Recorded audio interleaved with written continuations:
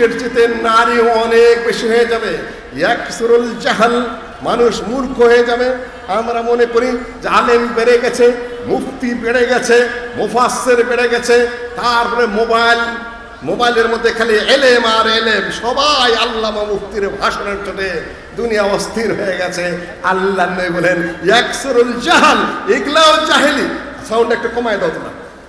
এগুলাও মূর্খতা। মূর্খকে আলেম বলা, জাহেলকে আলেম বলা, যার তার ফাউল কথাবার্তা বলা, এগুলাও কিয়ামতের আলামত ছাড়া আর কিছুই নয়। সম্মানিত উপস্থিতি, আল্লাহ নবী বলে মূর্খতা বেড়ে যাবে।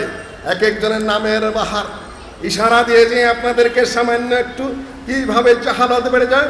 শেখ আব্দুর রাজ্জাক আগে ওয়াজ করতেন, অধিকাংশ মুফাসসির মিথ্যে কথা বলে, কথাটা হুবহু সত্য কথা, কিন্তু তার সাথে আমি আবার একটু ইশারা করে দিয়ে যাই।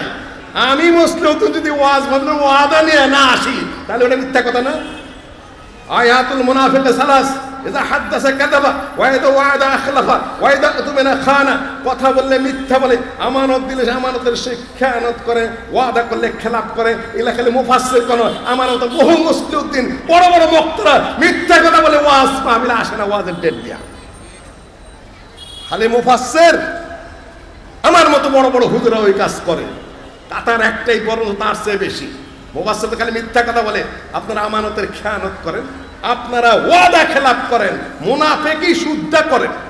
কাজে এগুলাও ওই একই অবস্থা। সম্মানিত উপস্থিতি, কিছু মনেই করেন না তাকাব্বুরের চোখে, তাকাব্বুরতে ফেটে পড়েন।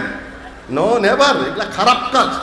সম্মানিত উপস্থিতি, আমি যে বলছি ইয়াকসুরুল জাহাল, মূর্খতা বেড়ে যাবে।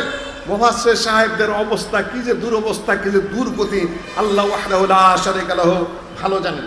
সম্মানিত উপস্থিতি, শ্রোতৃমণ্ডলী, এক আধটা উদাহরণ দেই, কালকেই তো আবার ট্রোল করা শুরু করে দিবে। মুসলিম দেশে এটা করলো সেটা করলো, গালি গালাস পেরে আমাকে অস্থির করে ফেলবেন। আচ্ছা তা করেন, যেহেতু আমরা কিছু শিখাইতে পারিনি আমাদের বাচ্চা কাচ্চাদেরকে, ছেলেমেয়েদেরকে, কাজেই করবে ব্যর্থতা আমাদের। তারপরও ইশারা করে দেয় মুফাসসিরদের কীর্তি। এক মুফাসসির বলে বেড়ান যে জাহান্নাম থেকে কারো সুপারিশে কোনো গুনাহগার উঠে আসবে না, মিজানের পাল্লায় মাপা হবে না। সর্বসম্মতভাবে এই মুফাসসির কাফের, হানাফি, শাফি, মালিক, হাম্বলি কোনো পার্থক্য নেই।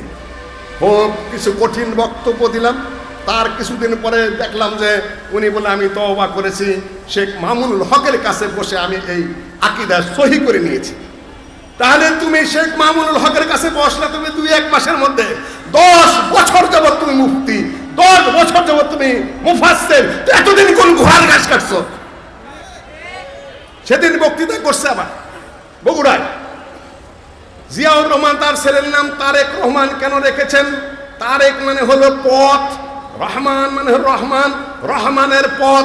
ওই মুফাসসিরি ওয়াসসামাই ওয়াত তারেক মা আদরাকা মা তারেক, এটা প্রাইমারি স্কুলের ছাত্ররা তর্জমা জানে যে আকাশের উজ্জ্বল নক্ষত্র তারাকা মানে দরজায় টোকা দাও, ওয়াসসামাই ওয়াত তারেক। তারেককে তরিক বানাইছে। তারেক এবং তরিকের পার্থক্য কি এতটুকু যে গাধায় জানে না, সেই গাধায় একজন বাংলাদেশের বিখ্যাত মুফাসসির, বিখ্যাত মুফতি। ইয়াকসুরুল জাহাল, পথে ঘাটে বহুত আলেম আল্লামা, উস্তাদ খুঁজে পাই না আমরাও, ক্লাসে বসলে ছাত্র খুঁজে পাই না, এক প্রশ্নের জায়গায় 2 প্রশ্ন করলে হাঁকারা বৈশা থাকে, আমরাও বৈশা থাকি। পথিক আলেমের কোনো অভাব নেই বাংলাদেশে। আল্লাহ মাফ করুক আমাদেরকে। লেখাপড়া করো, পড়াশোনা করো, কিতাব খাটো, আলেম হওয়ার চেষ্টা করো। সম্মানিত উপস্থিতি, এই ইয়াকসুরুল জাহাল ইয়াকুল্লিল ইলম, এলেম কমে যাবে। এলেমের কথার ফাউল টক করা দুটো এক কথা নয়। সম্মানিত উপস্থিতি, এলেম কমে যাবে, মূর্খতা বেড়ে যাবে, তারপর জিনা বেড়ে যাবে, জিনা ব্যভিচার বেড়ে যাবে, গান বাজনা ঘরে ঘরে বাজবে। আল মাজামির, যেটা মাথার উপরে মেজমার, গান বাজনা চলতেই থাকবে, নর্তকীরা নাচানো শুরু হয়ে যাবে, ইত্যাদি ইত্যাদি বহুবিধ কিয়ামতের আলামত রয়েছে। এখন সবাই সবার ঘরের মধ্যেই রয়েছে, কম ও বেশি পার্থক্য রয়েছে। এগুলা সবই কিয়ামতের আলামত হিসাবে গণ্য। কিয়ামত যত কাছে আসবে ততই খারাপই বেড়ে যাবে, দুর্নীতি বেড়ে যাবে, অন্যায় বেড়ে যাবে, আপনার ভুল ত্রুটিগুলো বেড়ে যাবে। সম্মানিত উপস্থিতি, এই সকল বিষয়ে অধিকাংশ আলেম ওলামাই ঐক্যমত পোষণ করেছেন। হাদিস এতটাই সহিহ এবং সরিহ যে তার বিরুদ্ধে কিছু বলার মতো নাই। এই দেখেন, এত গন্ডগোলের পরে, এত কিছুর পরে দেশটা একটা পর্যায়ে আসলো। এখন কয় নম্বর স্বাধীনতা চলছে? ভুল ব্যাখ্যা দিবেন না। এই দেশ হঠাৎ আসেনি। এই দেশে ইংরেজদের বিরুদ্ধে যুদ্ধ করতে হয়েছে, শিখদের বিরুদ্ধে লড়তে হয়েছে, আহলে হাদিসের রক্ত ঝরেছে, সেখানে ওহাবি আন্দোলন হয়েছে, ফারাইজি আন্দোলন হয়েছে, তিতিমুরিন আন্দোলন হয়েছে, এখানকার বট্টুহাজিকে জেলে যেতে হয়েছে, তারপরে থানা পুলিশ করতে হয়েছে, তারপরে ধানি খোলার ওই আশিকুল্লাহ গাজী সাহেবের গায়ে বালাকোটের বুলেট লেগেছে, বহু মানুষের সম্পদ বাজেয়াপ্ত হয়েছে। পিনাকি ভট্টাচার্য পর্যন্ত সেটা আলোচনা করেছেন। ফ্রান্স থেকে আহলে হাদিসরা তাদের ইতিহাস পড়তেও চায় না, বলতেও চায় না। ওইটা হলো প্রথম স্বাধীনতা। ইংরেজদের বিরুদ্ধে, শিখদের বিরুদ্ধে সোজা অস্ত্র যুদ্ধ, গোটা ভারত উপমহাদেশ ব্যাপী তাদেরকে তছনছ করে দেওয়া হয়েছিল প্রথম যুদ্ধ। দ্বিতীয় যুদ্ধ রাজনৈতিক যুদ্ধ, যে রাজনৈতিক যুদ্ধ 1947 সালে এই দেশ স্বাধীন পাকিস্তান হয়েছিল, সেখানকার নেতৃত্ব আহলে হাদিসের। তৃতীয় 71-এর যুদ্ধ, তারপরে আগস্ট। সেটা কি করবেন সেটা আলোচ্য বিষয় রয়েছে। ঘোষণাপত্র আসার পরে বুঝতে পারবো কতটুকু শুদ্ধ করেছ, কতটুকু ভুল করেছ, কতটুকু পাশ কাটিয়ে গিয়েছ, আর কতটুকু সংযুক্ত করেছ।